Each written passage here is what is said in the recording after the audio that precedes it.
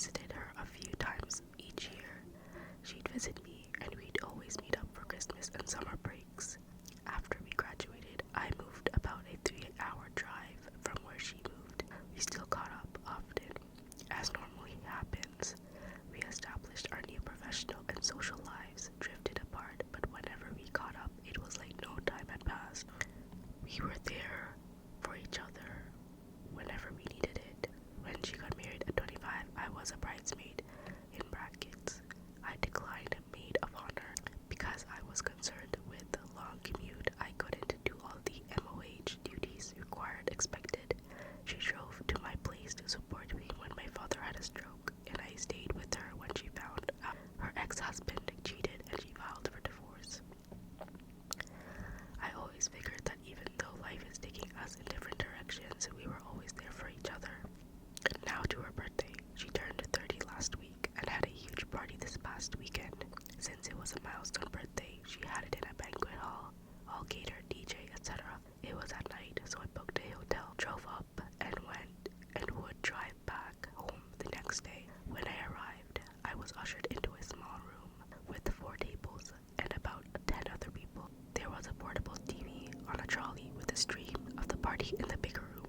One of the guests told me Sally invited more than the main hall could accommodate, and she hoped after a few people RSVP'd no, we'd all fit in. But only 1 or 2 people RSVP'd no, so the venue opened a second room for the excess guests. I saw in the stream new people arriving after I did, so I knew I was clearly relegated to the B-lister room and wasn't brought there because the main room was already filled up. So I left after 15 minutes and took my gift with me. The next day, I was preparing to check out of the hotel. Sally called and asked why I didn't show. Apparently, she came into the leftovers room to mingle about 30 minutes after I left and noticed I wasn't there. I told her I did attend, but I didn't realize I'd be watching a stream of her party instead of attending it, which I could have done at home. She asked if I wanted to catch up for lunch and give her my present then, but I told her I needed to head back home because I had plans for that afternoon. Cue to the Instagram story about how people who claim to love her don't show up and she can't help that so many people wanted to celebrate her. During my drive home, her mother left a voicemail that she was very disappointed in me, but I'm here like, I'm supposed to be one of your best friends and I got the leftover experience. Did I overreact? Am I the asshole here? Wow. Personally, I don't think she's the asshole. If someone is close to you, this is not how you treat them. It is quite ridiculous to expect someone that you've kind of sidelined like that to not only be okay with that, but also like expecting them to still give their present to you after how you've treated them. I want to read some of the replies.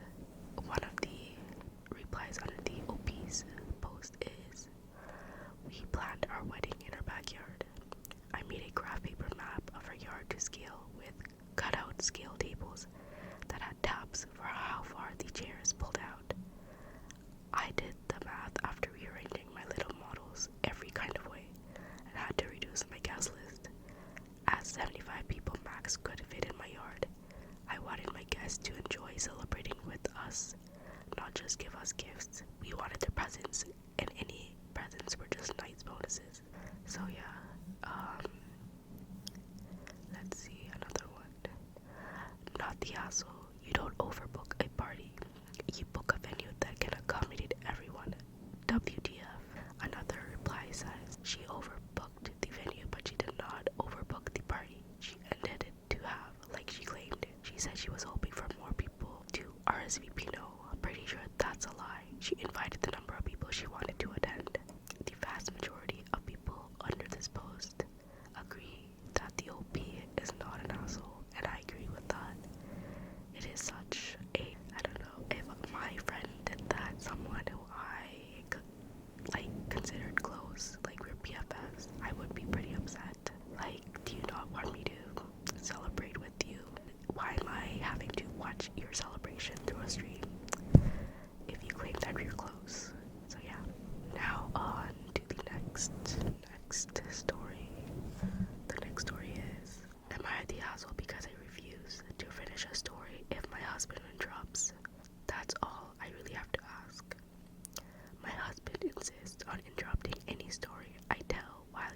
present to either correct me or add to it. The latest example was today. We were visiting his parents for Easter and was telling them about our plans for our vacation this summer. We were doing a Mediterranean cruise. I was saying how it starts in Rome, and he interrupted me to say it was a cruise of the Greek Isles, which it is, and it starts from Rome. So I stopped talking and let him finish the story, which he doesn't know. He doesn't know any of the ports of call or excursions. Literally all he knows is that the cruise starts and ends in Rome. He kept pressing me to add information. I politely declined. I said he was so anxious to talk about how the cruise started in Rome. He must know all about it. He is so off-spoken because his parents think he's an idiot for not knowing anything besides that one tidbit. He said I made home look bad, so he's sleeping in his little sister's room. She still has a twin bed. Lucky for him, she is with her fiance's family this weekend. So am I the asshole for allowing him to finish every story of mine he chooses to insert himself into, whether he knows the subject or not? Edit. To answer the most common question I've read in the comments, which of the hundreds of times the conversation happened. This first time he said he didn't realize he was interrupting. 50th time, more or less, he said it wasn't a big deal. The last time, roughly number 100, he said he couldn't help himself, and that's just the way he is, and I needed to understand he wasn't able to change. I think that I kind of have experienced people who are they will either go out of their way to interrupt, to insert themselves, or they do it on accident. I can totally understand if someone, you're having a conversation and, they accidentally interrupt you. That's completely okay. That happens. But I have also met people that will just do it because they don't have a sense of etiquette when it comes to conversations, and that's what really ticks me off. I do not appreciate people who do that.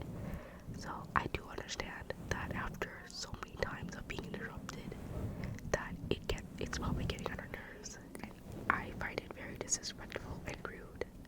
I can understand people can have their quirks, but you communicate that and try to understand each other, and try to be respectful about it. In this case, I don't think the wife is the asshole. I know so many instances where someone has deliberately interrupted me, and you know when it's deliberate, when they don't really care about they're being careless about how they're entering the conversation and shutting you off. Clearly she's trying to communicate this, and he's 10 toes down about it. So he's kind of weird for that.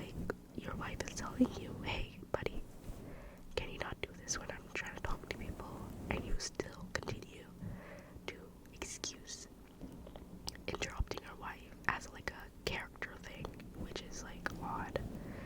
I don't know. I think that he doesn't take his wife's concerns and little things serious like that.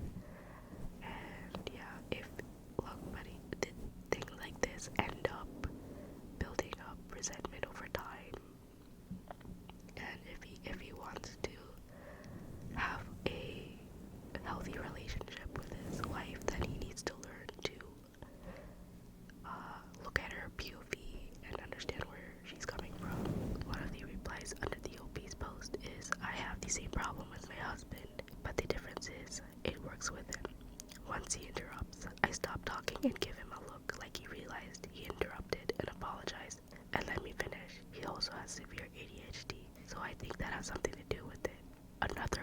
Someone replied to that reply and said, yeah, my husband has told me he can tell whether or not I took my meds based on how much I interrupt. It's hard to even recognize it as interrupting when I do it. It just feels like an interactive conversation, thinking out loud. It took a lot of work to even identify what the issue was, let alone try to fix it. When you get a bunch of ADHDers together, there's a ton of interjections and contributions in the middle of the one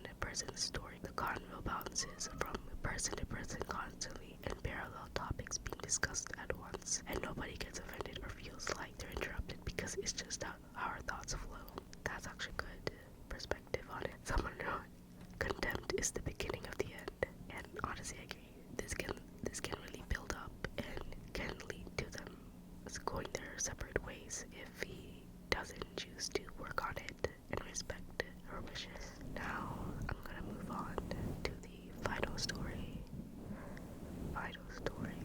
Am I the asshole? Am I the asshole for thinking that it's rude to put someone on speaker without telling them? My wife got upset at me the other day when I ruined a surprise for one of her sons. I called her, she answered, we started talking, and I brought up the plans, which laid bare the surprise. Whereupon she says, WTF, way to go, you're on speaker, and bracket son is in the car. This is not the only time something like this has happened. I got in trouble last week for dropping an F-bomb in the same kind of circumstance. I told my wife that I thought it was super rude to put someone on speaker without telling them. She disagrees, but says she'll try to tell me.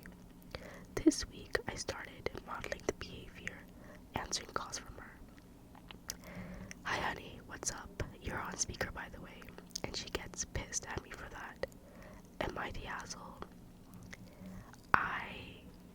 I don't think he's the asshole. Honestly, when you're on a phone call, it's a expected situation that it's a one-on-one conversation, unless it's been openly decided that there's multiple people in the conversation. Everyone needs to be aware on that phone call that how many ears are listening in. I think it's incredibly rude. I personally don't think he's the asshole. I think it's a given that when you're in a conversation that it's one-on-one when you're on a phone, especially. So it's just common etiquette to let anyone know that there's other people listening in to the conversation, especially if you're in the car. That's like so odd. I personally have had people put me on speaker and haven't let me know, and I'm quite lucky that I haven't been out here spoiling like surprises and stuff, but it just feels like I'd appreciate it if I was made aware that more people were listening in on the conversation, so maybe I could like include them into the conversation you're having instead of not knowing that they're there, or just in case you're in a situation where I don't know, it just feels very ingenuine that the wife is not trying to understand where the husband is coming from. If she had let him know that, hey buddy, like the speaker is on, the less likely he would have ended up spoiling the surprise because he didn't know that someone else was in that room. That's not on him. What I'm assuming is that the wife is reluctant on admitting that she's wrong because she doesn't want to be blamed for ruining the surprise. Let's see some of the replies. One of the replies said, not the asshole. Quotes, you're on speaker and son is in the car. Should be her first line of the conversation. Serious. Another reply says, seriously, there are hundreds of things you might want to discuss that you don't want your kids to hear. If you're in a car with someone and somebody calls you, the first thing you say is, hi, I'm driving and in the car with XYZ. It's also just basic politeness to acknowledge the presence of people who are participating in the conversation, even passively.